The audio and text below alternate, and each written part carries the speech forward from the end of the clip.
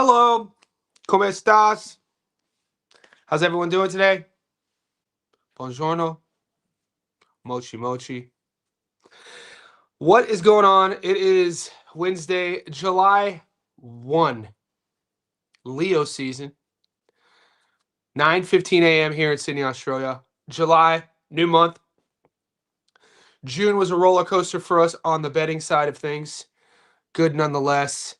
July, a lot of good fights to talk about. We have some bangers coming up in a few days in Cleveland, Ohio. Not a lot of cards this week, but there's value. And sometimes these are the weeks that I like. When we got like 4, 5, 6 cards and then a UFC card, that sometimes could give me anxiety a bit. I'm just being real with you. In all that we do, watching tape, breaking fights down, the stresses of betting. Sometimes a week like this is beautiful. We know what's right out in front of us. We can put more time. We can overthink a little bit more. But all you JSB insiders, check the YouTube members only section. All the JSB Patreons, check the Patreon. We have 3 tickets that are live. Now, our quarterly parlay from April, May, and June hit plus 600. So shout out to you guys. We built that together.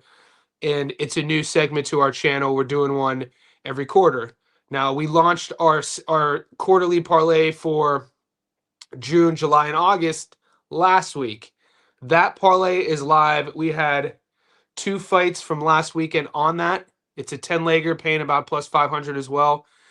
And then there's 3 fights this weekend that are on that long parlay. So if you didn't get it last week, check it out. You'll see all my picks. Add those to your quarterly long parlay.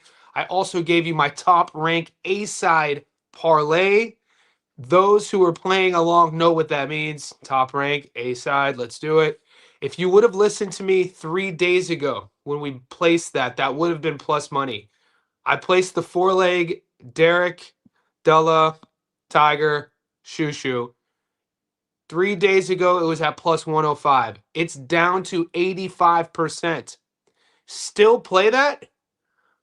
85% is good. It's not plus value, so I can't share those tickets on my channel. You guys know I'm only going to share plus money tickets. And also, I did a prop. We only have we only have 4 fights that are showing. So wherever you are in the world, if you're in North America, it's probably Tuesday. Just be patient. If you're not getting these fights yet, just be patient. We're going to have to get... I'm waiting for the Tiger Johnson prop to drop. I'm waiting for the Bruce Carrington prop to drop. The Abdullah Mason prop dropped. Sounds like I'm spitting. The Abdullah Mason prop dropped in the flip-flop TikTok. Here we go. No. Yeah, what? I'm politicking. So check that prop out. That's up in the YouTube members only section and Patreon. Other than that, click the link to become a JSB Insider. We're approaching our 1-year birthday. We launched this August 1st of last year. We're slowly approaching 550 VIPs. I'm going to leave that link pinned. It's a couple bucks a month. Whichever way you choose to join, either here on YouTube or Patreon, you get access to our world-famous JSB Insider professional betting Discord. I'm going to remove that from the screen and see what the boys are saying. Rodrigo, what's up, buddy? Guys, we could, because we don't have a lot of fights that are showing yet, we could shoot the breeze. You could ask me about upcoming fights. We could pull a box rec. We could look at odds of fights that you guys have on your radar. You could ask me about fights that have happened. I'm going to stay on for a while. We got a World Cup game starting in an hour and 45 minutes. Do you guys ever get notifications for my live streams, by the way? It's just, I don't know what that means. Like, I've never asked you guys about this. I don't know what notifications would they even stand for. But I was wondering if you guys get it. Because every now and then I'll get notified that I'm going live, but it's not every day. The World Cup game, Mexico and Ecuador, that's going to be a banger. That goes down in about 90 minutes. I will be tuning in. So we got some World Cup action as well. If you guys are new to the channel, we're a professional betting academy. So the Discord has not just boxing. The YouTube channel is just boxing and MMA. The Discord is all pro sports. We got one of our biggest money makers coming up of the year, college football and American football. We made a boatload last year. I've been killing college football for probably 25 years. You know, college football was always my bread and butter to bet on. So the YouTube is only boxing and MMA. But once you get to the Discord, be sure to check out all those other channels. The World Cup is going on now. Some boys are, I got to tell you, these penalty kick shootouts have been killing me. But anyway, we pick our boots up, we clean them off, and we continue. Don't got props for any fights. I got the one. I'll show you. So, guys, this is the book. We're only getting. So, I gave you guys the top rank A side quad. This is the ticket I gave the JSB Insiders 3 days ago. When I gave it to you, it was plus 105.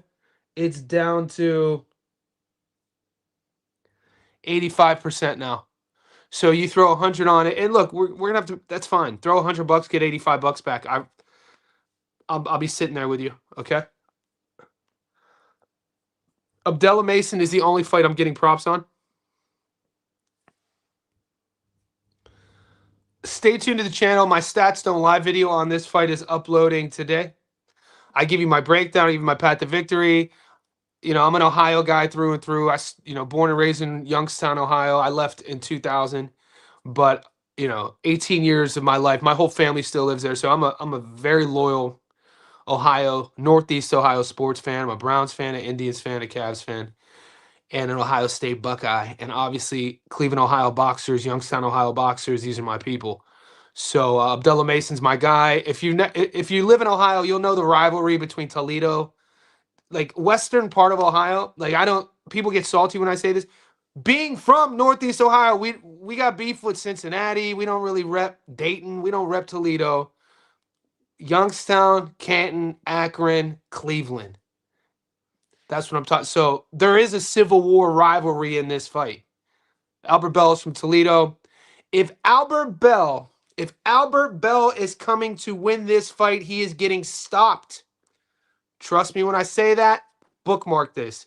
If Albert, and you guys are going to be like, that's crazy. He's 33 years old. He's undefeated. This is his one chance. What do you mean? Why wouldn't he come to fight? You guys know what I'm saying. If he's coming there to win rounds, if he's coming to Cleveland to survive, it's going to go the distance. He's going to lose the decision. If he's coming to win, that means that he's going to punch with Abdullah. If he's punching with Abdullah's hand speed, his aggression, his power, Albert Bell's getting stopped. That is the bet. That is the gamble you guys have to make. You know who I'm taking. You know my prop. When you're placing your money, will the fight go the distance or will the fight not go the distance? Will it go over? Will Bell be the upset dog of the week? Will Mason win by knockout or on points? The narrative is as simple as this. If Albert Bell is coming to win, he is getting stopped. That's what's going to happen. That's what's going to happen. Those 33-year-old legs, he doesn't have the power to get Mason's respect. They are former sparring partners. Keep that in mind. That could come to play. We've seen this in the past. Former sparring partners, it's going to go the distance, and nope, dude gets knocked out. Former sparring partners, they hate each other. Someone's getting knocked out. Nope, it goes the distance. So nobody knows how this is going to go. I'm coming at it from a skill set perspective. What does Albert do really well? Tall, rangy, long, uses the entire ring, decent fight IQ, decent jab, that sort of thing. Undefeated, never lost.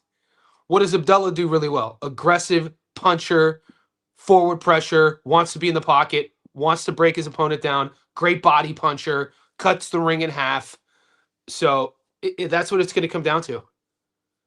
If I was Albert Bell, the game plan I would do is these are Albert Bell bettors. I would make Abdullah Mason frustrated. I would stay on the outside. I would use my jab to sucker Bell in, to sucker Mason in, and then I would exit. And I would keep doing that first few rounds, trying to win rounds from the outside and seeing if I'm slick enough to evade and be elusive enough to evade Mason's power and his body punching. But will I be able to do that enough for 12 rounds at 33 years old? I've never fought a 12-rounder.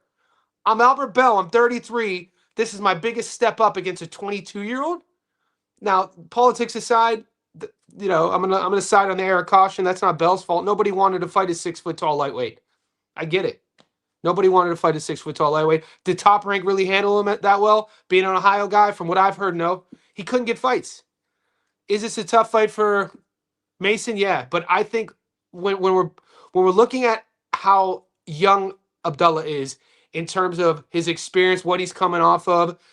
I love how people move the goalposts farther and farther away now because Abdullah couldn't stop Sam Noakes. Sam Noakes wasn't that good. Sam Noakes is a dog. Sam Noakes gives mostly everybody fits at 135. Now, neither one of those guys were a champion. We have to remember that belt was vacant, so they were fighting for the belt. So Abdullah has yet to beat a champion, an active champion. It's not like he beat an active champion and won the belt. He is the champion now because that belt was vacant, and he's putting his belt on the line for the first time in his hometown. Cleveland is going to be crazy. Hands down, they're going to show out for him. This is an Abdullah Mason coming out party, not only for Ohio, but North America, with his fan-friendly fight style, with his youthful energy, with the last name, with his brothers on the card. He's looking at a potential opportunity to be the cross bearer of North American boxing. So there's a lot on the line. And this kid, every time he goes out, he's going to make a statement. So if you're betting on Mason by knockout, what do I always tell you? He's going to fight for your money. Said it last week with Kane Sandoval. If you're taking Kane as the dog, which we did, what's Kane going to do? Kane's going to fight for your money, and he did that. Mason, same sort of thing. So the prop that I really like is Mason by knockout. It's going to be, I don't trust Albert Bell's legs and his physicality. I don't trust Albert Bell's power for 36 minutes. And when you look at the odds either way, points or knockout. So if you like, so the odds makers right now are favoring the Mason knockout at plus 105. And the decision is the dog pick at plus 210. I like either or. I like either, whichever way you go. I'm not going to, I definitely think Abdullah's going to win this fight.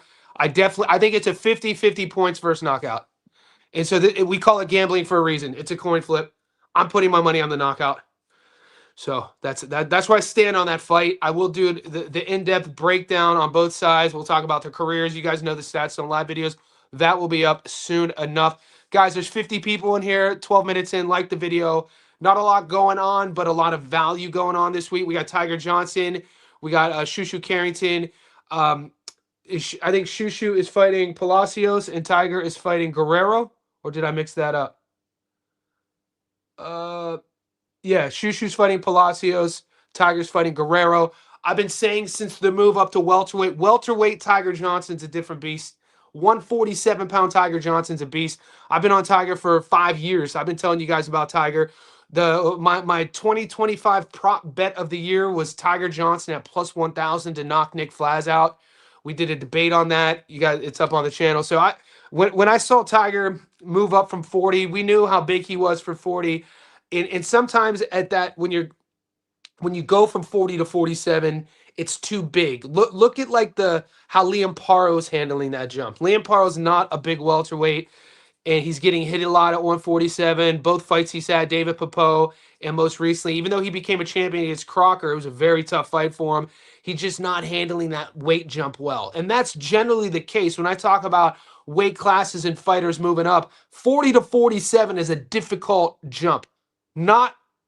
Is a difficult jump usually, but not always. Sometimes, in the case of Tiger Johnson, it's a much needed jump. So Johnson's on the other side of that. He was boiling down way too much to make 140. He was leaving a lot in camp, and he was leaving a lot of power on the table. Him at 47 looks like a different guy. Just sharper, more confident, more aggressive. His combinations are beautiful. His technique is on point. There's a lot to like about Tiger. He's been one of my favorite fighters. So I like that fight. I'm waiting for I'm waiting for props to drop, and I've done it. We're probably gonna have to do. I'll do an individual, and this is where it gets hard when you try to pick how all 3 fights are gonna end. All 4. If they give me props on the Derek fight, Derek Davis is fighting Carlos Ramos. If we get props on all 4, Derek Davis, Tiger, Shushu, and Dulla, we'll do a prop parlay, like a half-unit prop parlay for fun. The odds will be astronomical. Those are always harder to hit, but that's what we have to look forward to this weekend. So just keep an eye on your books. Wait to see if you get those fights. Wait for props to drop. There is a card in Japan. We'll see if we get the fight. Narai is fighting Narai. We've won money on Narai before in the past. That fight goes down in a couple days. We'll see if they give it to us. All we could do is control what we could control, and that's what's in front of us. How do you think John's? I'm gonna wait. So what I tend to do is I wait for props to drop, but we're gonna get into it. Abdullah Mason is what? Abdullah Mason as well. You think he gets decision?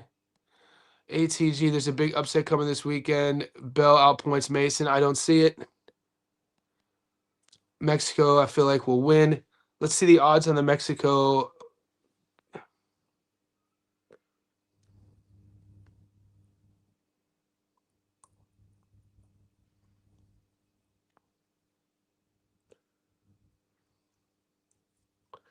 Ecuador's plus 310. It's in Mexico. I played, I think, what did I do? With the home crowd, I think I went Ecuador. I got to be honest with you. I'm down in soccer, so I'm dog hunting. I think I played, I played Ecuador plus 322. It's already down to plus 310. Maybe because the massive bet I put on. Just kidding. Whenever we get close to a game, a fight, all the dogs, all the degenerates are trying to catch up. So there's always money coming in late on the dogs. So it always changes the odds. Mike Ross, Shushu Della Tiger. I like it. Shu Abdullah Tiger. That's a fire play. All those fires. Yeah. Top rank, A-side parlay. I had to screenshot that. Get it, brother. Armand Sarukian. I'm getting props on all the Danny Roja. Where you at? What books do you have? Cleveland is the city where I come from. Think about back in the day when the news 89, little brother on the ground. Think about that one time, Cleveland, Ohio. When I heard the word of courage, I said, oh my lord. Laying on the curb, 120, they're blended to their hair. What about Loning Dale? Damn, she gonna whack the fool out of the 2C2 she do. What about Wally? He lost his cool. Sipping on murder, sipping on foster home. What if I said I lost my dog? The mission is deep, deep. Cleveland, Ohio, man. If you were born in Northeast Ohio, or if you were a kid in the late 80s, 90s. I was born in 82, so in 92 I was 10. You knew every word to every Bone Thugs record, at least where I come from. It was like street currency. Before there was social media, before there were followers and likes and all that, you had to memorize rap lyrics if you wanted to get street cred in your group of friends. That's how my group. You had to be good at good at sports. You had to get good grades, and you had to memorize rap lyrics. That was my group of friends. If you were good at sports and you got C's and D's, that was a room of air that we could clown you for. So like my boys and I, we got A's just so we couldn't get clowned. And we were good at sports, so we could clown you if you weren't. And then on the side, going to games on the bus, you had to be able to rap. But that was Youngstown, Ohio in the 90s. It was different. It was a different world. Pretty good take. I feel like he'll run into one of Della Mason's shots if he comes to win like the Vargas fight. Yeah. I think that Mason, he's one of these young fighters that I'm going to back until usually I say, what have you done for me lately? He's done everything I need to see. Usually I say, you're gonna have to prove it to me. Abdullah's proved it to me. I love the fact that he got dropped early in his career. I love the fact that he's willing to go to those places that some fighters aren't willing to go to. And it's not a lack of fight IQ. This is who he is. This is kind of like a mini defensively, tactically. Abdullah Mason's tactics are better than Jaron Ennis.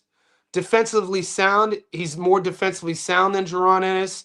But when you're looking at the fighters in a sort of shadow, if you just had the shadow of the fighters, it wouldn't take you long to know who's who. But how they fight, the spirit in which they fight in, they remind me of each. There's similarities for me, and I'm not regurgitating anybody's take. I've never heard anyone speak on this. After just what the questions I had of Jaron Ennis going into the Xander fight was, personally, I've watched Jaron's fights. I have never seen Jaron tested in such a way that he is going to be in trouble. Can he come back from that? That was my biggest question. And in the third round, Xander had him in trouble, and Jaron answered those questions for me. So Jaron, in my opinion, what I take from that is, mate, you are going to have to put that kid's spark out for him to quit on himself. How do you not love that dude, Jaron? How do you not love that fight style?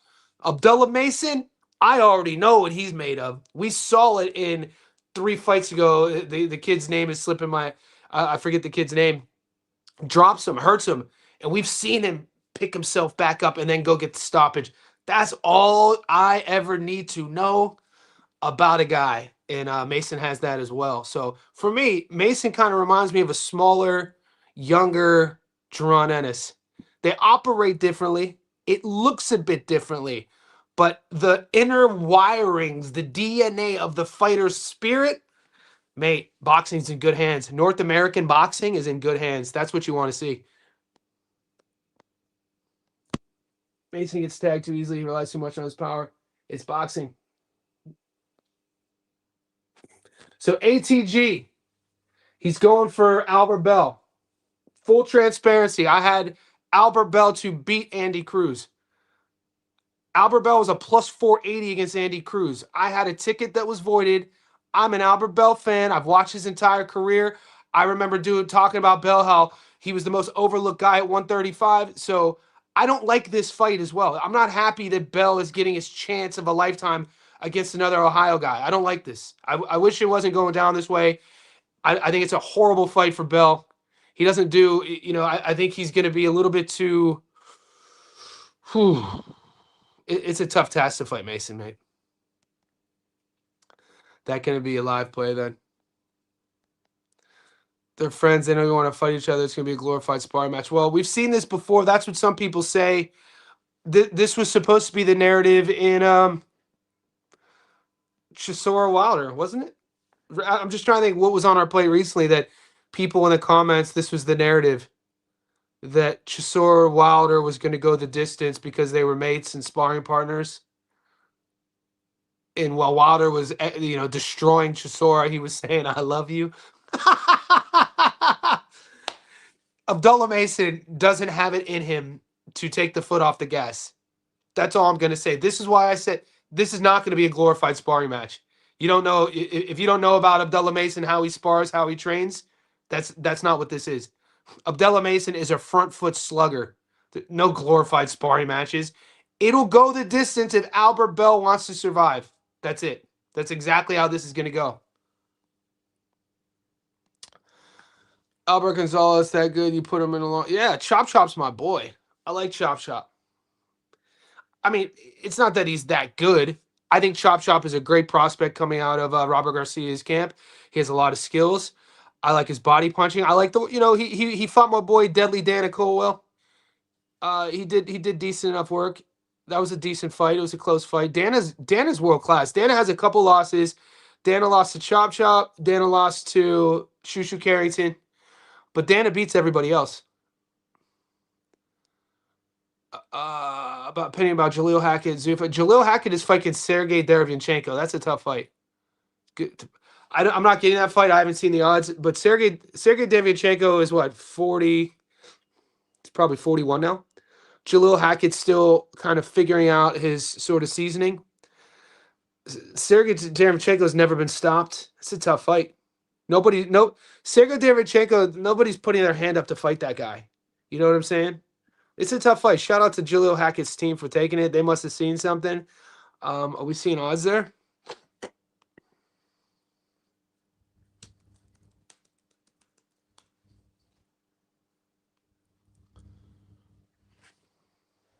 Wow. I don't know, guys. I know, bro, that's crazy. Derevyanchenko's the dog. He is old.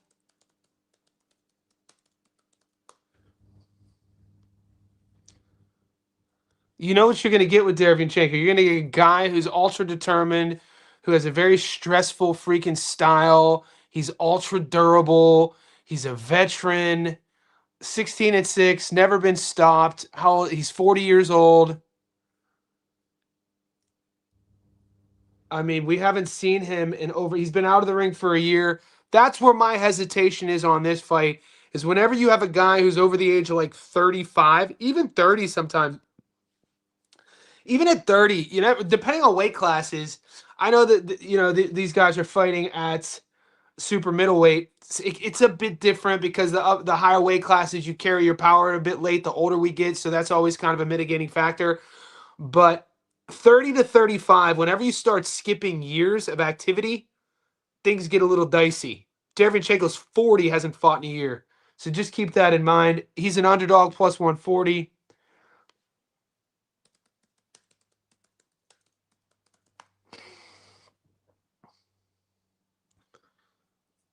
I like Jaleel though. Damn, they've been matching this young fella tough. He's only 23, man. They call him the Black Mexican. I love it. They call him the Black Mexican. El Negro Mexicano. That style. I don't know, man. Hackett has a fucking fun style. What a matchup. Zuffa out here showing the world how to do crazy matchmaking. 23 years old, man. Boxing's in great hands, dude. We just saw we just saw a 23-year-old Jahai Tucker show out at 23. We've been watching Jahai Tucker on the world stage since he was a teenager. He's not even going to be fully matured for another few years. He's only 23, right? We got Abdullah Mason, boxing's youngest world champion, putting his belt on the line against an undefeated real veteran in Albert Bell this weekend. Abdullah might just be 22, right?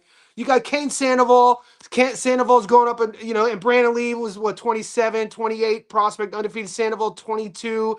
These younger guys are just putting their hand up. Jaleel Hackett is fighting Derevyanchenko. Hackett's 20, 23 years. These are kids.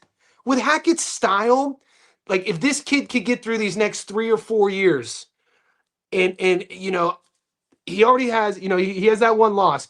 But with his style, I'd love to see Jaleel Hackett at 27, 28. He's in a grown-ass man division. Super middleweight is not you don't see many freaking 22-year-olds, 23-year-olds as super middleweight going up against 40-year-old freaking tanks like Derevyanchenko. So shout out to Jaleel, and he's the favorite in this fight. It kind of stresses me out for Hackett because he's not well-rounded yet. There's still levels he needs to add to his game. But this day and age of Zuffa boxing, the one thing I could say, they're not trying to develop fighters. Zuffa boxing is not in the business of developing fighters. That's not what this is. Zuffa boxing is in the business of very 50-50 matchmaking. Whether they got a jumpstart uprising prospect versus a sort of mid-tier guy not many people know about, can't find tape on. Look what we just saw with Floyd Diaz going up against Tehran. Tough to find tape on Tehran. The only thing, and I didn't bet that fight, and Diaz was a 5-1 favorite, 4-1 favorite, and Diaz is a guy who, undefeated younger kid, came up through Floyd Mayweather's team, and Tehran was a guy who you can only hear sparring stories from with his camp, and Tehran was down 5 rounds to none, one-punch knockout. Crazy. Zuffa. Look what happened to our boy Justin Valoria a month ago. Valoria, 21-year-old kid, the nephew of the Hawaiian Punch. I think Mike Valoria, great pedigree, family, long lineage of fighting. And at 21, with his style, aggressive front foot slugger. At 21, when you have that style, you need to be moved a certain way. Nope, they throw him in there with like a seasoned, I think Mexican fighter, 26, 27 years old, who just took that style and just ate it up the first few rounds and ended up stopping Valoria. So like, my biggest beef right now, and this is just from the coaching side, because the empathetic side of me in terms of I'm a coach. I was a young athlete. I know what fighters need at a certain age to develop. That side of me, I hate that side of Zuffa. I do. Because for the blood, the people who are out for blood actually would argue with me with that point, because they would say, I hate easy matchmaking for younger prospects. Why are these guys 10 to 12 to 1 favorites all of their first 10 to 15 fights? And I would say that's what boxing is, though. You need to move fighters a certain way depending how old they are or how young they are, depending how experienced they are. You just can't take a kid, even though they might have all the skills in the world. If they don't have that experience, you can't pair them up with a guy who is a little bit older, a little bit more seasoned, just because that guy has a few losses. There is a right way to move boxers. There's a wrong way to move boxers. And my biggest beef right now with Zuffa is I don't think they're moving the younger guys properly. That's all I can say. And you guys can give me pushback on that, and I'll take it, because I'm not married to any of my ideas. I work really hard to not have an ego doing this. I work really hard to not be opinionated on one side or the other. So if you were to come on and you would debate me, I would be open to it because I think it was either 3D boxing, it was either 79, it was either Gary. I talked to a lot of the boys a lot, and I think one of you guys made a good point. You were like, "Yeah, well, but that tough matchmaking in the short term might look a certain way," which I think it does. You're really destroying a lot of young prospects, but over the long term, it'll be good for boxing. I'm like, I don't know how I can measure that. I don't know if I agree with you on that. So it's just something to keep an eye on. For me personally, my only beef with Zuffa is I don't like how they've been moving young prospects. It's been great for the fans, and it just goes to show you that Zuffa, just like UFC, the UFC, the days are long gone of needing to manufacture stars. Connor was 2015, Ronda Rousey was 2013, 2014, 2015. Those days, that's a decade ago. They made their money selling it for $4 billion, going public. They don't need stars to carry the brand itself is the brand. So you see their numbers are down. It really doesn't matter to them anymore. That's the danger with Zuffa boxing. They don't care about developing fighters, young fighters, and making them stars. They care about the brand of Zuffa. What is Zuffa boxing? The brand? Taking fucking 50-50 matchmaking, which is great. It's good for betting. It's good for entertainment. I think it's over time, it's a different thing. I do not want the entire sport of boxing to turn into Zuffa boxing. I don't want that. Because what you're going to do is take a lot of young guys' careers and you're going to put them in the fucking blender before they can fully develop. We've seen this happen time and time again. Even though he was a world champion at 17 years old, look what happened. Wilfer Benitez, Puerto Rican legend, world champion at 17. By the time he was 27, he could barely speak. So there's a certain way to move young fighters, and I think there's a responsible way to move young fighters. I'm not saying I'm right. Call me a pussy, call me whatever you want to call me. I'm fine with it. This is just my perspective on it. Super Chat's in the house. Jake Salvador, my guy, with the 50-50. Tough for me to catch you live due to the timing of things, but I got to tip the bartender. I appreciate the knowledge of this. My guy, Super Chat, man. That helps me out so much, man. I really appreciate you. I appreciate the support. If I could go live at a different time that would further help you out, man, to tap in, let me know. Did you hear about the Night of the Stars? Yeah, I saw it. I was watching it, Pugilist. They got Bud, Sean Porter, Paulie Malignaggi is going to be down here. I messaged him. Johnny, I love what Zeus is doing. Very competitive matchups. It's making boxing great again. When I watch Zeus, I'm excited for every fight because I know everybody comes to win. Yeah. And so far, I haven't seen any absurd robberies. I thought the scorecards for Sandoval versus Brandon Lee were, one of the judges had Sandoval Brandon Lee a draw. I thought that was atrocious.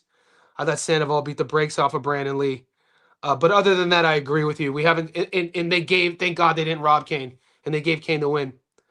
Other than that, you're right. The scoring has been good. The judging has been good. They're going to figure out the kinks. But like I said, my only beef with them is we have over 100 years of evidence to see how fighters should be moved. And a lot of that has to do with their camps, their handlers. I don't like when an organization has that power to, oh, you're signed here, you're fighting here. You know what I mean? That's the biggest problem with the Ali Act, what Zuffa is trying to do and what the UFC does versus what historical boxing fighters and camps were able to do is the UFC, you're signed to the UFC, you're signed to Zuffa. They tell you when the event is. They tell you who you're fighting. They tell you where the fight is going to be at, and they tell you the purse. They've removed the element of negotiations. There's a little bit of negotiation. You could say yes or no if you want to call that negotiation. But historically, boxing, the beauty and romance of it is like, I'm from Cleveland, Ohio. I got the belt now. I'm fighting in Cleveland. I'm bringing a show to my hometown in Cleveland. You know what I'm saying? That's just a microcosm of what Zuffa has removed and what the UFC has removed. And that's the biggest beef with me. because it should always be about the fighters. It should always be about fighters' health, fighter safety. You guys are going to get pissed when I say this. The fans come second. The fans come second. Go and join. If you've never fought, go join a fight gym. Go hire a coach. Learn how to box, spar, and then you'll know what I'm talking about. It should always be about the fighter 1,000,000%, and then fighter safety. All the other shit comes second, but we know we live in a world where it's about, I got to make that money, man. Money, man. It's still the same now. Got to make. He didn't stop Valoria. He won a decision. I remember Justin getting beat up. I remember. So, you sure he didn't get stopped? Did he get dropped? I felt he got dropped twice. Okay. I felt like I felt like Justin took a beating and he was in way over his head and he should have never been in there with that guy. Facts, dude. Danny Olson, the scientist. I know you're a huge Shakur fan, but the way Rio did De Los Santos really proved me right about thinking Shakur is overrated. Definitely not fun to watch. We can't do boxing maths.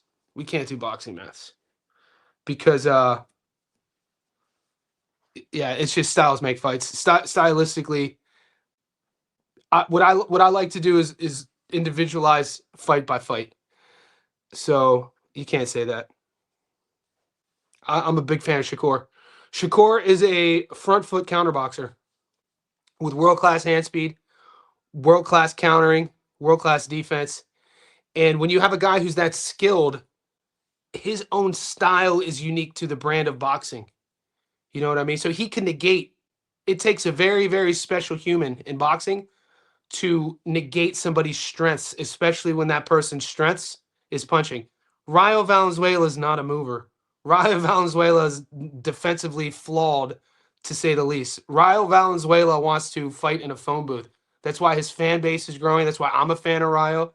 That's why all of his fights are exciting. He either wins or he gets knocked out or gets the brakes beaten off of him. De Los Santos knew that. And De Los Santos gave Rayo the fight he wanted. And look, and that's what happened. But this is boxing. I'm a massive fan of Shakur. I'm a fan of Rayo, though. Everyone owes Dana Asarnia. Thank you for putting on Zoof. I've been saying it since Jan. I've always kind of been a Dana fan. You know, I've never really beefed with Dana. The greatest entrepreneurial steal in American history in the 21st century. 100%. Dana White was a boxer, a shitty amateur boxer in Boston. Then he started promoting fights boxing in Boston. Then he got driven out of Boston boxing scene by the mob. Then he finds himself in Las Vegas in the late 90s, early 2000s. He meets Lorenzo Fertitta. There were two brothers. The Fertittas were already multimillionaires. There's actually a third brother who's like an oil tycoon in Texas. And so the Fertittas are like this, you know, brotherly conglomerate of entrepreneurial geniuses. And Dana White pitched to Lorenzo $1 million elevator pitch to buy a struggling at the time UFC, and they bought it for $1 million. And 4 years in, it was struggling, failing. Then the famous story happens. They did the Ultimate Fighter season 1, and it was that fight with Forrest Griffin, and that changed everything. And then you fast forward when he got the loan for $1 million to buy it to I think 2015, 2016 when they sold it for $4 billion. Come on, what's another? You got to sell me on a bigger entrepreneurial hustle than that in the 21st century. So that when I think of Dana, that's what I think of. I've been working for myself my whole adult life. Nobody pays me. If I don't create work, if I don't create value for people, I'm homeless. So I respect that side.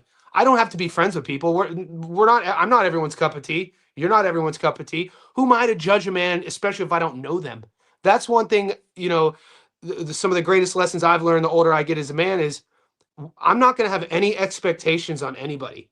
If you're going to work and work sucks, people are giving you a hard time, remove expectations of how you think people should treat you. They don't owe you anything. Nobody owes you anything. So once you remove expectations of how you feel people should be acting, especially if they're like in the public eye and you don't know them and you're getting offended with how they're acting, that is a sign that you're putting expectations outside of you, things that are outside of your control. And I would give advice to you is focus on yourself, level up, better yourself, and just remove expectations for people because people will let you down.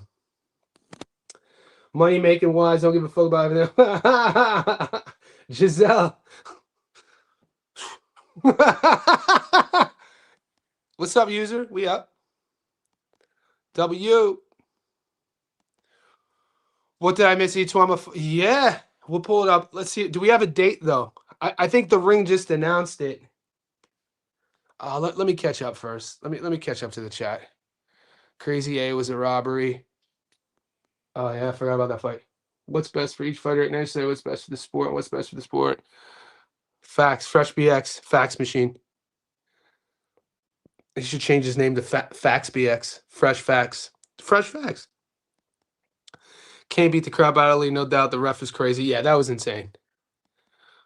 Once Ufa gets all the big stars, other promotions got no power. The one thing we're not hearing though, guys, is the long term, the length of these contracts. Do you know what I'm saying? Are they 1-fight deals? Are they 2-fight deals? What is the are they? I haven't heard that they're exclusivity contracts. So max extension exclusivity, meaning that the Zuffa fighter is signing a 5-year exclusivity contract. They can't break the contract, can't fight for anybody else. I haven't heard any of that. If anything, they've been kind of mum with the individual fight by fight, fighter by fighter contract. Like these guys that, Tony, dude, if it wasn't for Zuffa, and our squad, JSP Insiders, our group we're pretty much on the front line of prospects, contenders. I didn't know who Tony Hirsch Jr. was.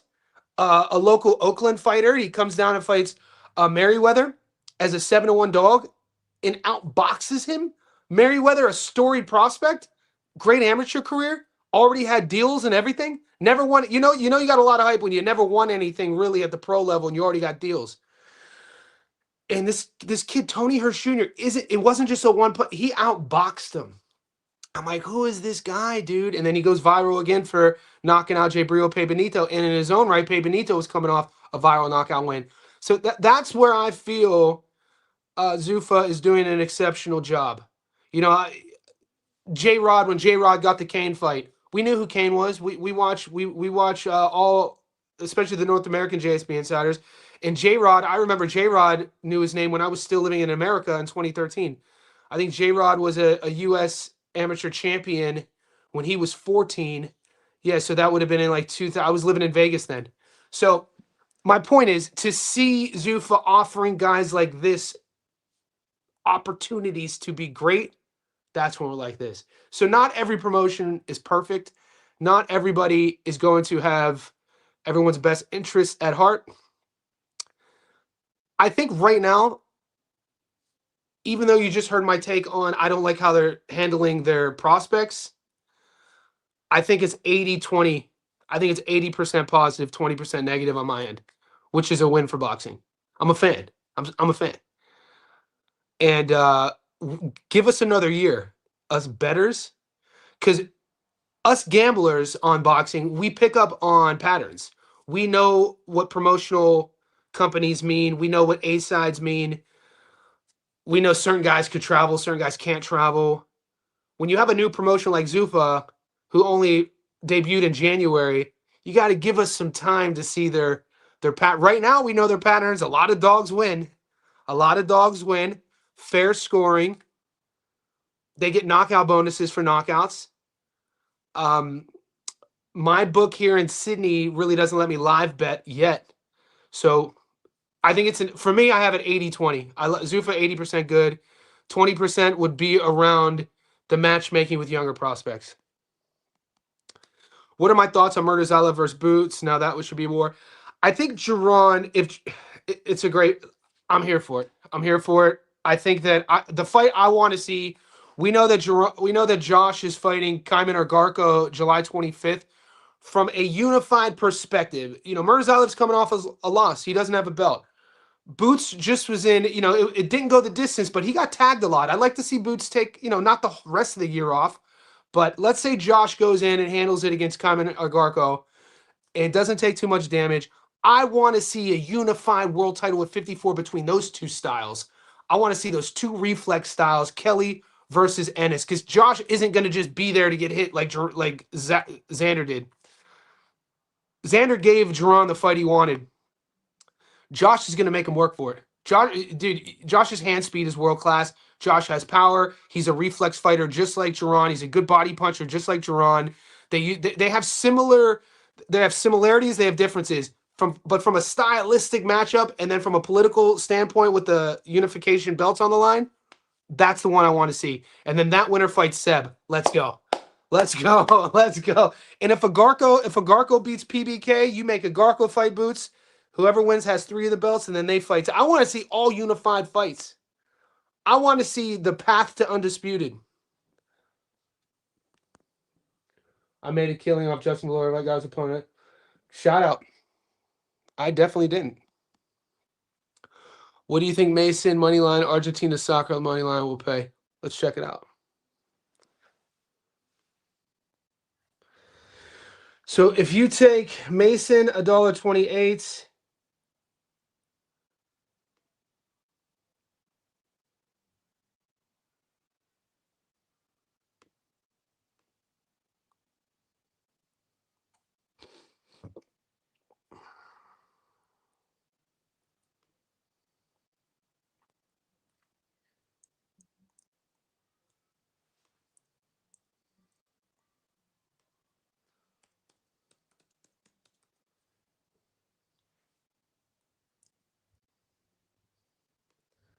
So if you take Mason and Argentina, I think Argentina is $1.18. I already played this.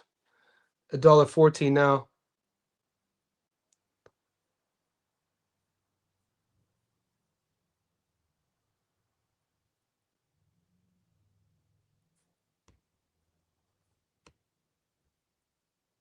Pays 45% return. So $100 gets you your money back plus $45. Also, that version of Ryo not the same as then, and the same can be said about Santos. I love Zuffa for my bang out Zufas for live betting. Ryo would get embarrassed by Shakur. Good thing. Yeah. That's people, you can't, when you really start understanding what boxing is, meaning what styles mean versus styles. Ryo, he would look very basic against Shakur. He looked very basic against GAR. Because what Gary does really well is managing range and distance and picking his spots when to come. He's not just going to stand there and hook with a hooker. What the F was De Los Santos doing? Dude, God, dude, let me just hook with a hooker in the pocket. No, like just my chin's high, like not even answering the phone. Just GAR doesn't fight that way. GAR will fight you in the pocket, but he's picking his spots. He's setting things up. He's using that jab and then a body punch and that slickness, baiting you, face, boom, catching you over. GAR domesticated Ryo in the first round. Shakur would probably make Ryo quit on the stool, like Lomachenko versus Rigondeaux sort of thing. Lomachenko had that. One of the people, revisionist history is crazy. Andrew Walters. I think it was Andrew Walters. Lomachenko had like 4 fights in a row where he's fighting legit undefeated former champions or champions, and they quit on the stool because they were just so outclassed. Shakur would do that to Ryo, 100. Where can we buy your book, man? So there's 2 of them online. Just go online. Just search my name. Let's see what happens. I don't even know the answer to this. Let's see.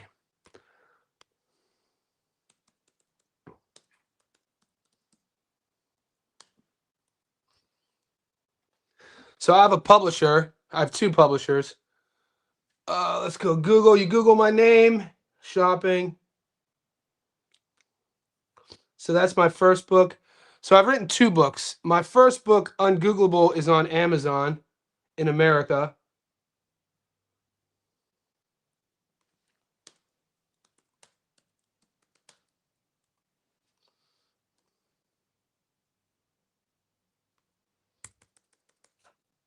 I haven't checked this one. I wrote this during the pandemic.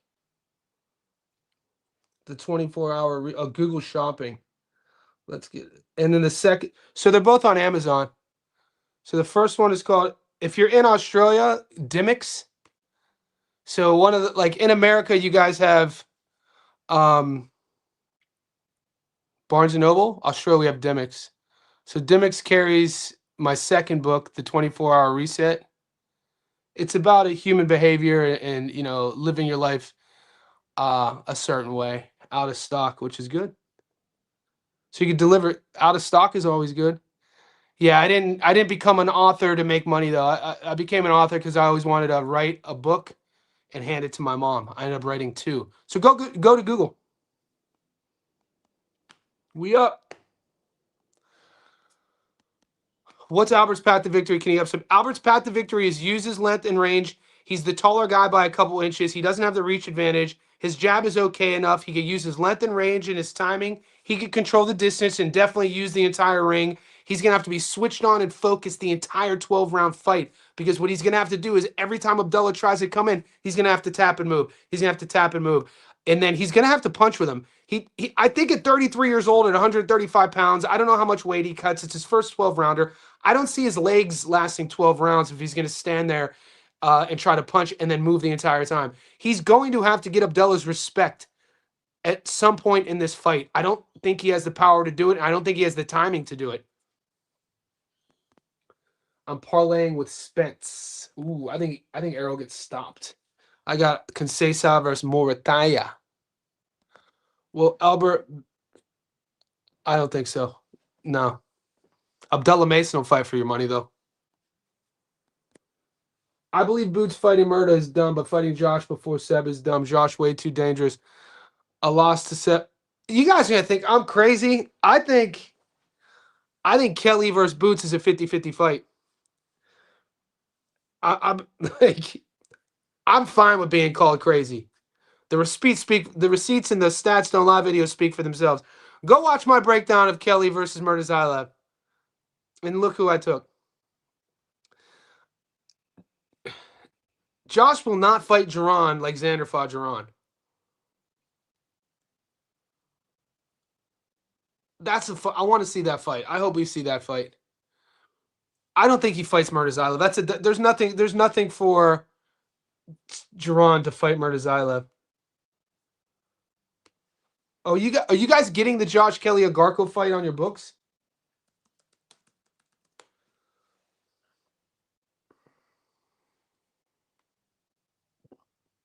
I'm not. They're not even. It's not even showing up. I think that's on the undercard of. Is that Anthony Joshua?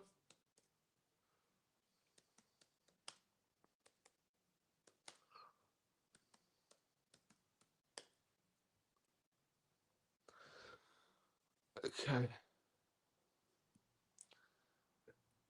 Yeah, we got some good fights. July's going to be good. We got July starting off with a bang and then finishing with a bang. So this is July 26th, AJ versus. Are they giving us the full card though? No. But AJ versus Prenga is on the same day as the Australian card. Interesting. So you got Stephen Fulton, Liam Wilson. Are we getting these fights? This is an interesting fight. Guys, have you looked at Stephen Fulton versus Liam? I hope those odds are 50-50. I'll put my pension on Boots that day. I don't know, man. No, I wouldn't. I would probably. I don't know, man. I don't know. I wouldn't. I agree. I mean, dumb for Boots. Sorry, yeah. Liam Wilson versus Fulton. Which Fulton are we getting? That's an interesting fight. We got some. These are good odds.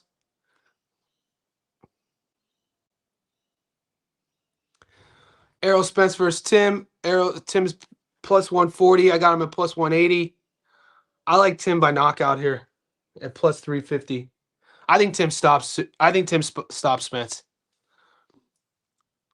These are good odds, whichever way you like. If you like Errol, even Errol on the money line, 63% return.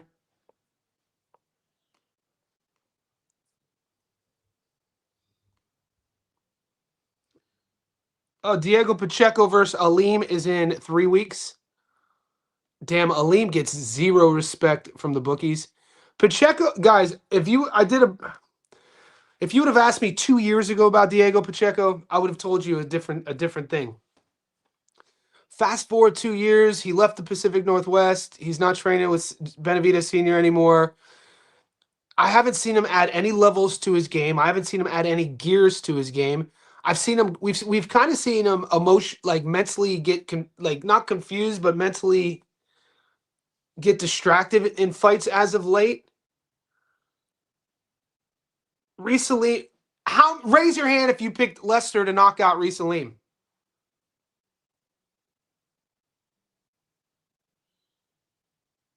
It didn't happen. So Reese Salim was better than we thought. Lester Martinez, I feel they sold us a fake product. They sold us. I don't think Lester's the puncher they told us he was. He throws a lot of pitter patter, throws a lot of like 70% stuff. He doesn't have one punch power. So this is what makes from a betting perspective, our squad, the 59 people in here, this is what makes our job so fun. Because when we hit, it feels good. And when we lose, it's a learning. In our losses, I really believe this. In the fights that because our group, some of you boys put your hand up like, we picked the right guy. We knew Lester was going to win. But we're sharp. We can't just say he's going to win. We have to see how he's going to win. So when we pick him to knock out Aleem and he wins on points, we lose the bet, but we don't really lose. We lose our money, which sucks, but it allows us to revisit what we thought about said fighter. I thought that Lester was a bigger puncher. Even the last half of the fight against Mbili, Lester was getting off a lot against Mbili and was hurting him a bit. And Lester's determination in the last half of the fight against Mbili, I was expecting Lester to build on that against Aleem. His performance against Aleem made it maybe, and that's like, was Aleem just better than we thought? Or was Lester not as good as we thought? Did Lester have a flat performance? Or is Aleem just better? Like, these are those learning experiences we get to have. These are questions we have to ask ourselves as bettors. We're not just going to take our goddamn money and flush it down the toilet. We have to have these conversations. So when I see Reese Salim once again as a 10-1 dog against Diego Pacheco, I'm like, I ain't saying I'd have did it, but I understand. He's like, so you driving around in his $200,000 car, you sleeping in his bed, fucking his wife. I ain't saying I'd have killed her, but I understand. So, what's that from? Who knows? Who knows what comedy special that's from? Spencer's been where. That's not a good thing. Timmy beat the brakes off of Mendoza. I love how we moved the goalpost back. Mendoza knocks out Seb Fundora. All of a sudden, Seb Fundora sucks. Right? Seb Fundora, all he does since then, becomes champion and looks amazing. Timmy beats the brakes off of Mendoza. No one talks about it. Errol goes to train with Mendoza. Timmy better be in trouble. What do we know, dude? Man, Errol is flat-footed, old, hasn't fought in 3 years, deteriorated, punch resistance gone, balance is off, years of alcoholism. This kid hasn't won by stoppage since the war. Took a lot of damage in even fights that he won. I like Timmy 2.0 here. I think Timmy hurt. I think Errol needs a paycheck. I think he missed out on that Saudi money. His girl, his fiance, his wife, she's like a micro influencer. They're always traveling. They need that money. He got a beautiful young family. The 3 years he was away from the sport, his peers were eating. A bunch of his boys were getting big checks. Now it's sad to see him and Charlo having to jump on a plane to travel to Sydney. That's crazy to me. Errol's only getting like $2 million. After the tax man takes his piece, that's not a lot of money. Errol should not be fighting. His skull, his brain, his musculoskeletal system, his central nervous system, Errol shouldn't be. We know that. What are we doing?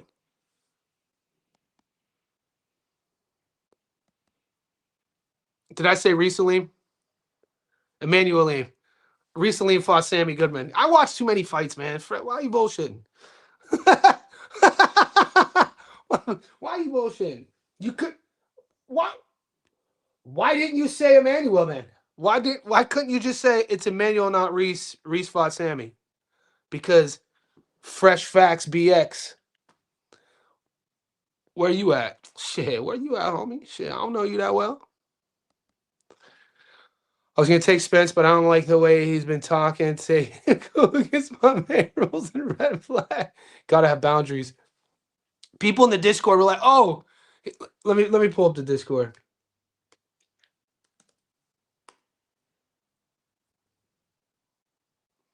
This shit's funny to me.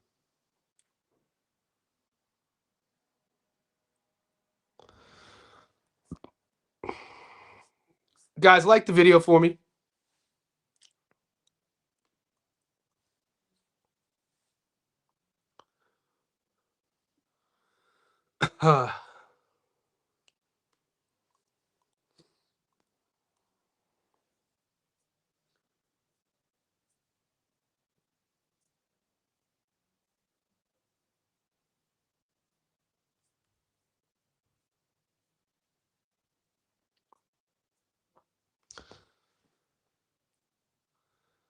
Somebody already said Arrow looks off balance here.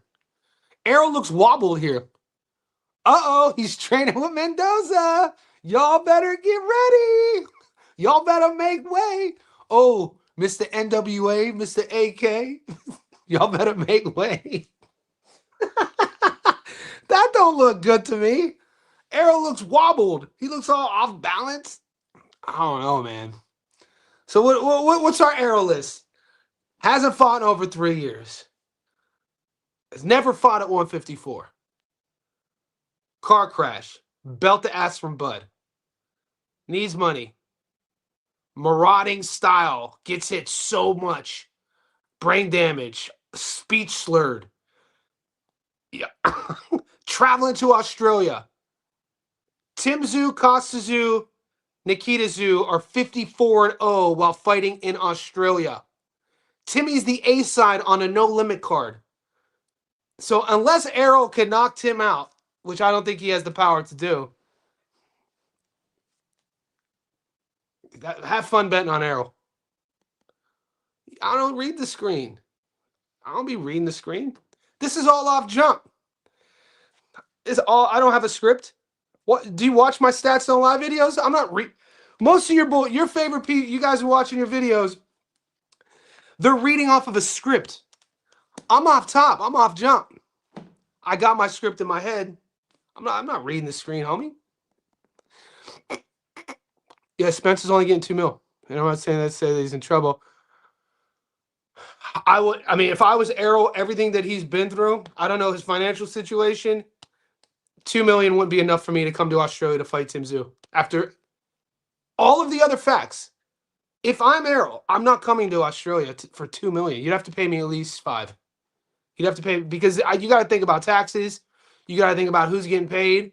You got to think about all the other things we spoke about. Tzew's super hungry, man. You guys, dude. Tim gets stopped against Murtazaev. Okay, he quit on a stool against Seb.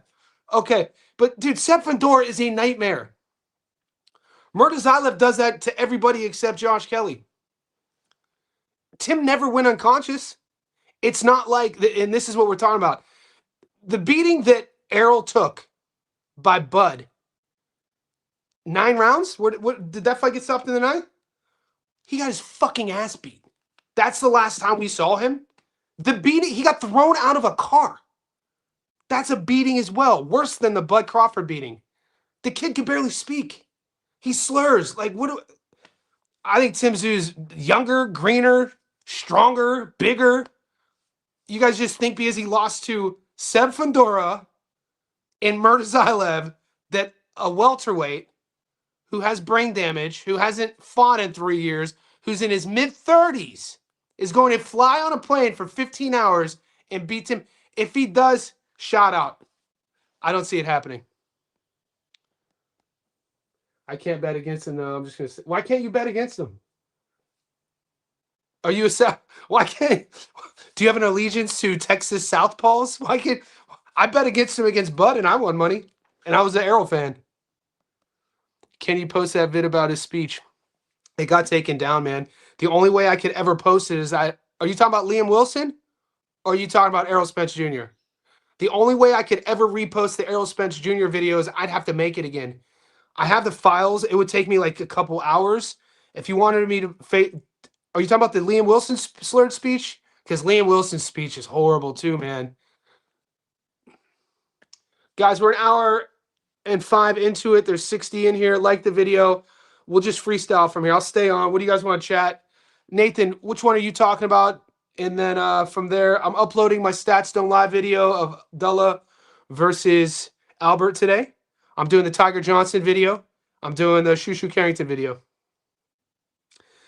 The Ecuador-Mexico game starts in 40 minutes. The JSB Insiders, hands down, the smartest community in the game. Honestly, both have been looking for me too. Okay, so YouTube removed. I got a copyright strike. This was 4 years. Errol fought Bud in July of 2023. I posted the Errol Spence Jr. slurred speech video in May of 2023. It got taken down and I got a copyright strike. And then my channel got demonetized for a year. This was insane. I didn't get monetized again until August of 2024. From August of 2024 until May of 2025, I was just doing Stats Don't Lie videos. This is a brief rundown. May of 2025 in my Stats Don't Lie videos, you guys in the comment section were asking me to do predictions. Fast forward, now we're here. I could redo the Arrow video because I know what interviews I did, and it wasn't even me speaking a narrative. All I did was I did interviews from Errol and the amateurs, Errol, his first interview he ever gave, that sort of thing. And I just gave you the timeline. You know, December 2011, January 2013, that sort of thing. And then I blended them together. And it's tough to watch. Because I did it because I'm an Errol Spence fan. The Liam Wilson, just Instagram Liam Wilson. Oh, it's not good.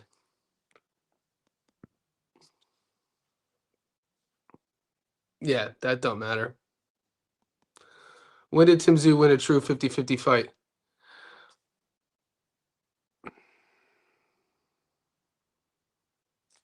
I don't know. Wasn't Tony Harrison supposed to beat him? Wasn't Mendoza supposed to beat him? Didn't Carlos Ocampo, wasn't he like, the reason I can't bet against him is because I generally believe he has something to prove. Yeah, he needs, you think he has something to prove? God damn. He looks out on his feet in a still shot. He looks wobbled here.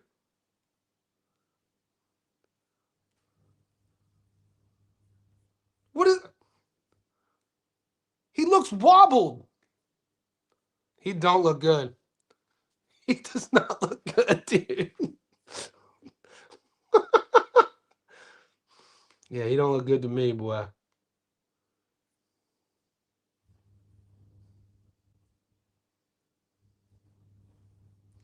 Oh, and remember, guys, in the Discord, you guys get one weekly submission for our AB check-in of the week. If you guys in our Discord don't know what I'm talking about, it's an inside thing. Everybody in our Discord, once a week, you guys could do your AB, Adrian Broner, post of the week. This is Power 144's AB weekly post. We do weekly check-ins on Adrian Broner in our Discord.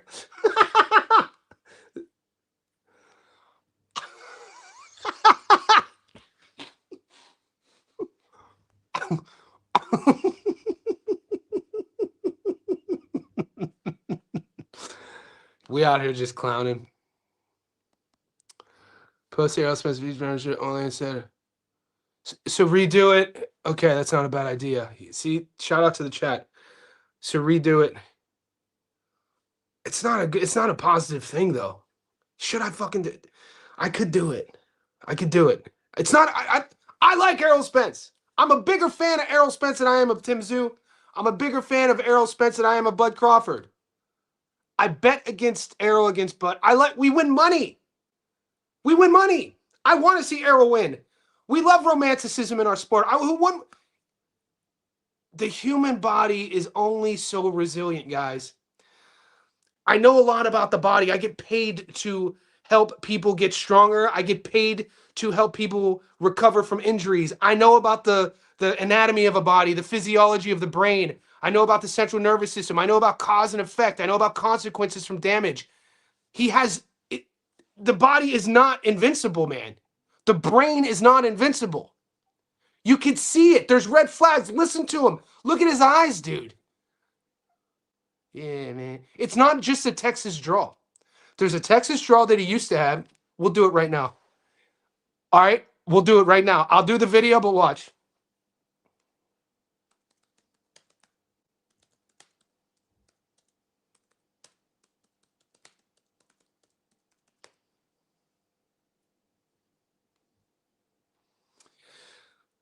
This is gonna hurt.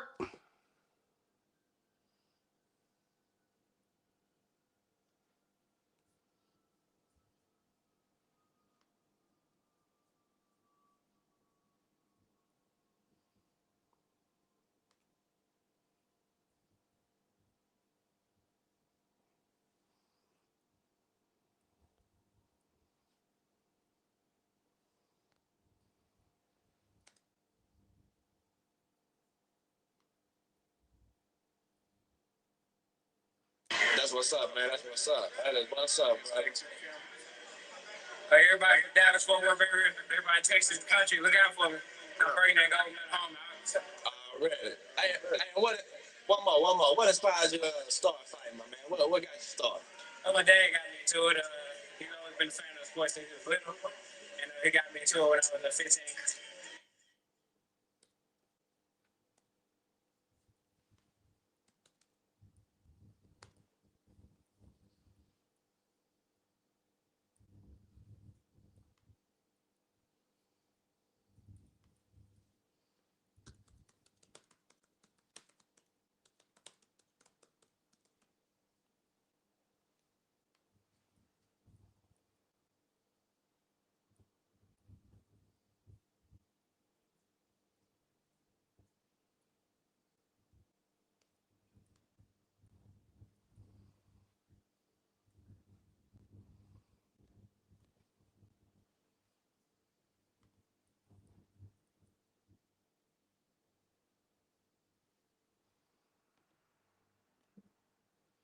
I like man getting accolades like that, man. Comparing you to Mayweather, you know, every time.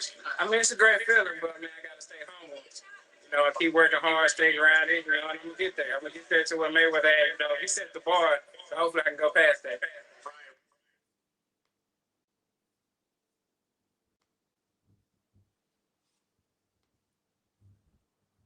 What version of Arrow are we getting ready to see in this next chapter? Just the more rejuvenated, explosive, you know, just a powerful Earl Spencer that they've been seeing, minus the last fight. Coming back to this fight, is it about proving something to the critics or reminding people who Errol Spence really is? I'm really just doing it for myself. Like, I mean, life is about experiences. Life is about, you know, take. I'll put it together. It's not good. I don't want to do it because it's sad. Like it's sad. It's not positive. I don't like doing. What content do I put out that isn't Like I'm a positive guy by nature. I'm not fronting on how I am. This is who I am. I don't. It doesn't give me joy to do a side by side breakdown of watching Errol's speech degrade. It fucking sucks. He was one of my favorite fighters. DSG came back after Lara for that same reason. A good fighter don't want to go out like that. Can't wait to take Tim over Spence. No offense, but never thought I'd be going heavy on odds. I know, man. We're not a casual page. We're not boxing. We're freaking cowboys. We are betters. We are gamblers. If we need to remove our emotions, I'm an Arrow fan, dude.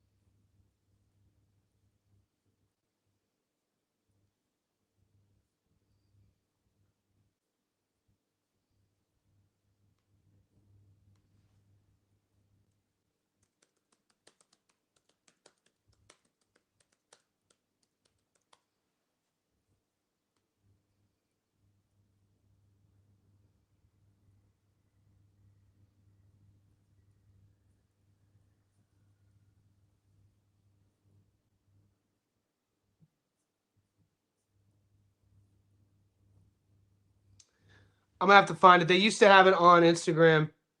Errol's first fight, when he's walking out with the USA stuff. I remember watching that fight on ESPN. It's on YouTube.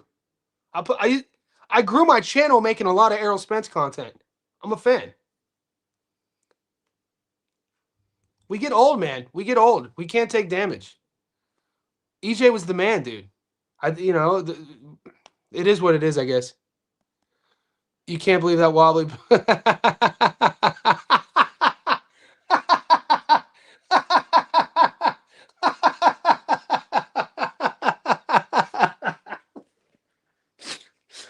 I was clowning, man. I was fooling y'all. I want 150,000, but we can settle out in court right now for $20. I was fooling y'all. He's out on his feet in the photo. He's like, he was 600 against Mendoza, 250, 09% people picked on to. All right, Cody, what you want from me, Cody? Cody Parlays, what you want? What's up, Mike? No conspiracy. Spence versus Tim Zoo seems like Zoo by decision. Zoo's at plus money, guys. We got Zoo at plus 180. Out of the 3 top ranked prospects, Abdullah Mason's a world champion. Shushu Carrington's a world champion. Tiger Johnson's a contender. Maybe we're talking about a different card. How much do you think Tim fighting in Australia is going to impact? A lot. 54-0. A lot. Almost 50% of my reasoning.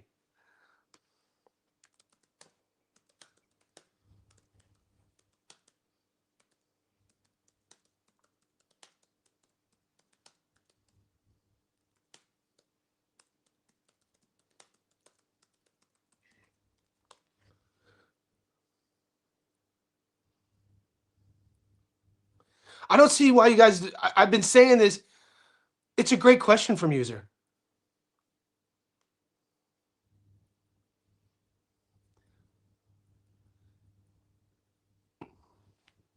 A freaking lot, dude. The Zoo family boasted a combined. You think I'm just bullshit? I told you these stats. Undefeated professional record, 54-0 on Aussie soil. No losses, no draws. What does this mean? They pick who they want to fight. They pick and choose who they want to fight. Obviously, Costa was the man. Tim Zoo, 23-0. Nikita Zoo, 13-0. Say what you will. Make your comments. That's a fact. Stats don't lie. A lot. Spence looking wobbly here. Spence looks wobbly in the photos. I'll show you the photos he shared. The photos he shared aren't good.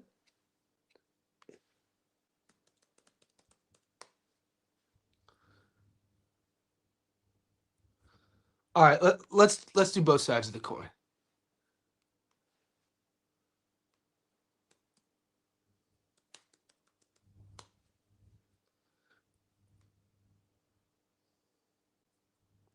Why aren't we seeing any real training videos of Errol?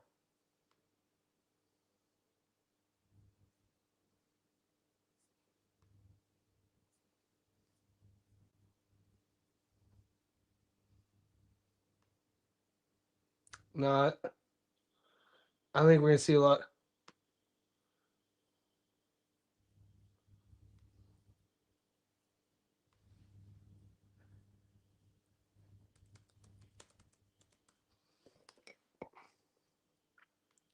Dude, the Spence fanboys are going to be coming at me brutally this fight week. I know it. Oh, he took him down. He had posted pictures earlier. They're not up now. Maybe that was Brian Mendoza who posted them.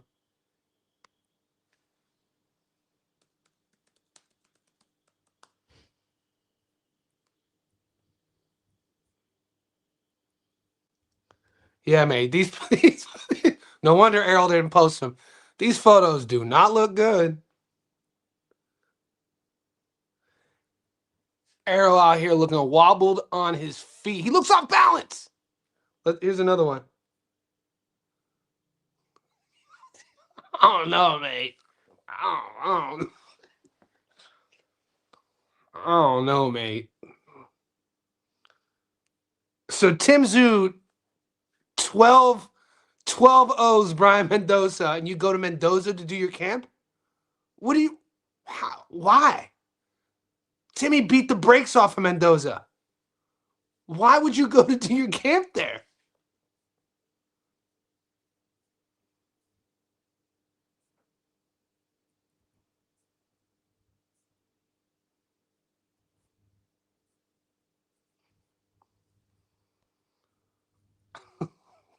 Why?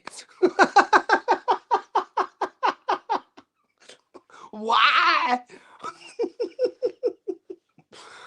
Sorry. Top ranked promoted fighters, I guess. I don't know, man. I don't see any of them getting beat.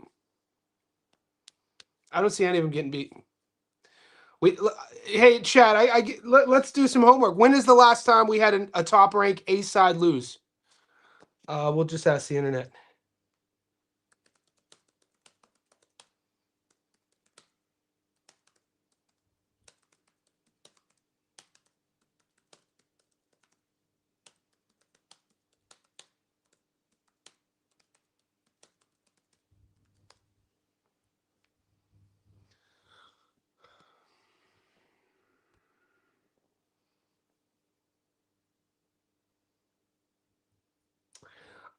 All right, I wouldn't say Xander was the A side. This is kind of because I thought didn't Matchroom win the purse bid? Or no, Matchroom lost the purse bid for like $15,000. A recent highly notable instance of top rank A side fighter losing on a top rank promoted card was Xander. I don't count that one. Okay, Andy Cruz Morataya. Part of this January, Andy Cruz Morataya in I wouldn't say it was a massive upset. Morataya was what, a plus 300? As you can see, there's not a lot.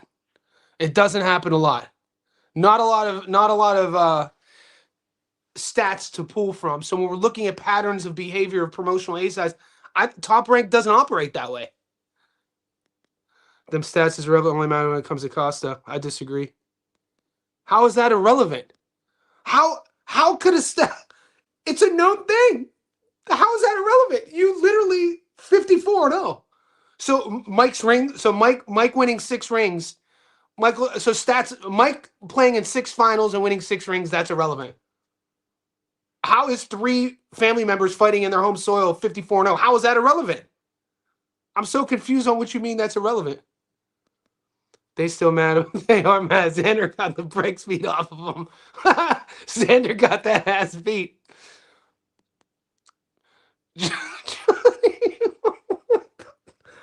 I understand. All right, look. Now I see why Errol didn't share those photos. We checked the Instagram. Errol ain't sharing that. Look at Brian Mendoza trying to flex. We wouldn't even. This is why you betters, if you're on Instagram, it's important you guys follow all boxers that you're betting on, the A side and B side, because sometimes you'll learn things about what's going on for future fights. I didn't know Errol was sparring with Mendoza. Errol didn't share any of that shit. But guess what? Mendoza did. And you got these fools taking photos. Errol's all... That did not look good, mate. Errol looking like a baby. He looks off balance. Oh my God. Why even share that photo? FanDuel took. Did they?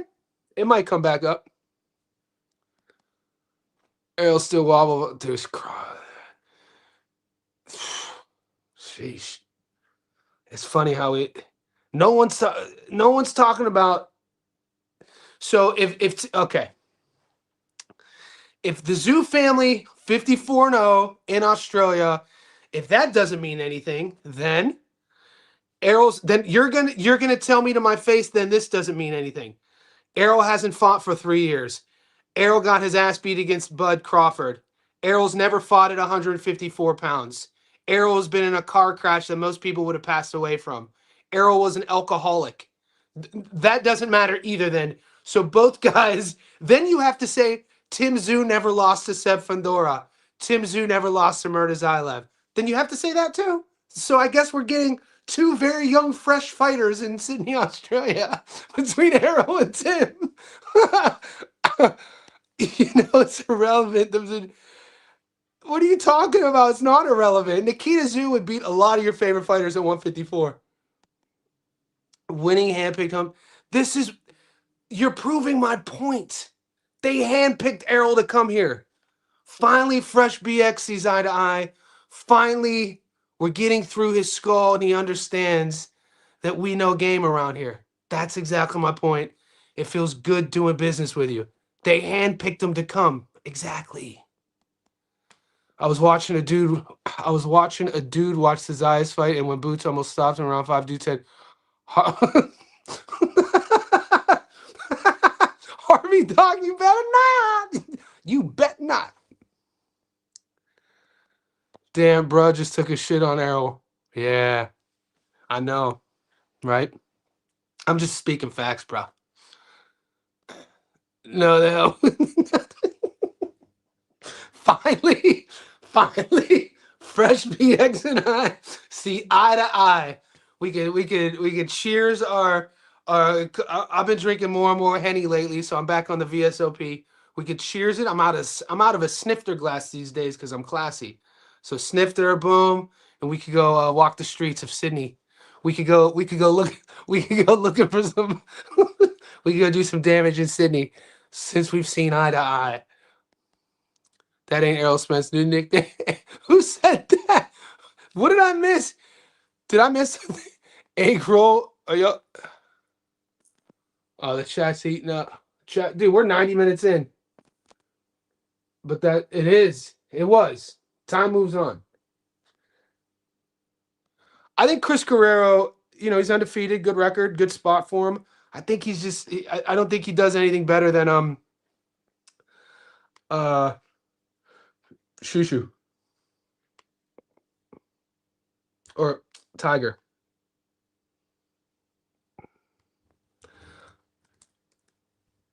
I think welterweight Tiger's a problem. Guys, I'm going to go watch the soccer. Do y'all believe Mo 3 responsible? What is Mo 3? What did I miss? Clip this from when Johnny said he don't call fighters. I didn't call anyone trash. I'm just stating what happened. Who's Mo? I gotta look into this. I don't know who that is.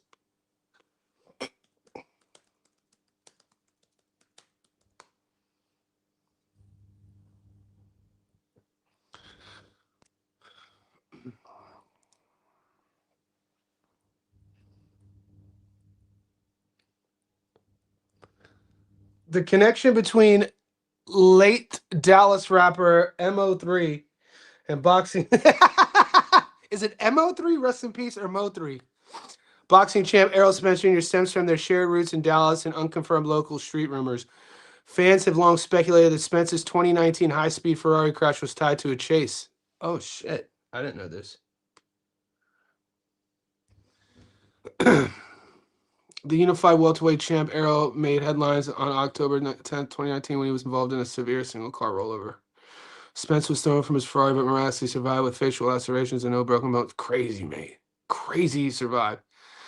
Because Mo3 and Spence were both well-known figures in the Dallas area and resided in the same... What was Errol living in an apartment complex for? What was he living in an apartment complex? It was probably... Hopefully it was like a gated community. Especially both one of the Dallas resided in the same apartment. Rumors theories began circulating. Some unconfirmed speculation that the car crash may have been linked to a high-speed chase or an altercation. I don't even know who Mo3 is. In the years following the tragic shooting of Mo3 on an interstate, what?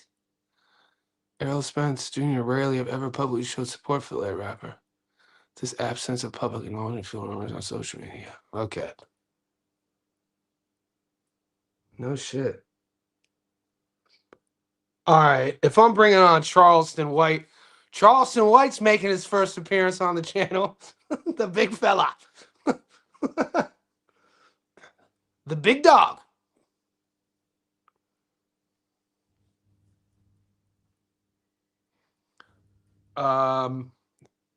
We'll see what happens. I don't even know that. Yeah, I like Tiger. Yep.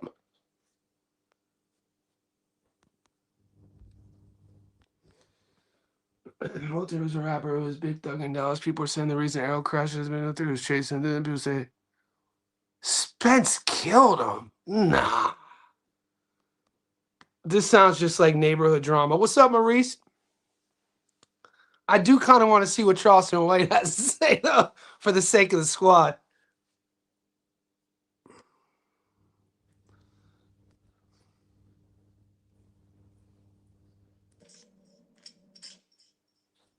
The day after, well, that night, you took the YouTube.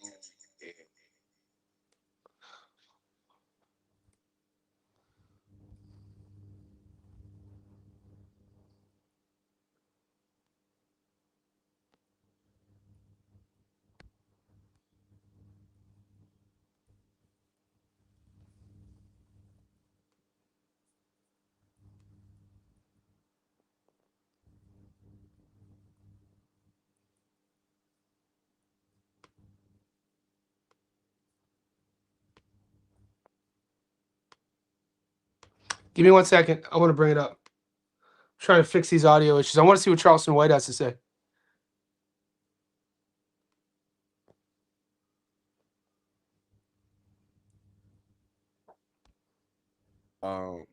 You told a lot of what happened with Mo3, and that's really why I want to speak on that, because I mean it's already out there anyway. Yeah, I break it out with I'm a spiritual guy. I love I'm spiritual. I sit back and I look at that situation. Everybody involved have taken some type of fall since that.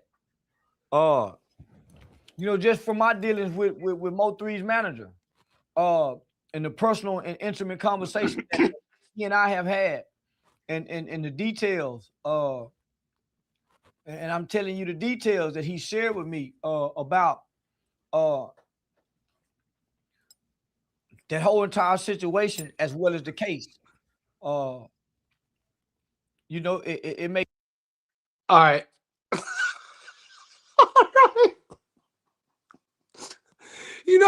I can't do it. You know how you got them friends? You just know they're lying.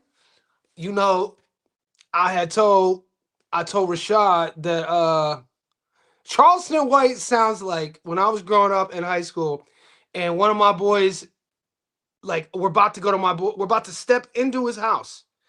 And he's like, "Oh yeah, I forgot to tell you, my girl's in here. I told her I was with you last night." I'm like, "What? Like, what are you talking about?" We're like walking into the house, and I'm thinking we're going to the house to shoot pool or, shoot the shit. And he's like, "Yo, Jessica's in there. I told her I was with you." And so when we get there, he'd be like, "Yeah, I had told Rashad that I was with."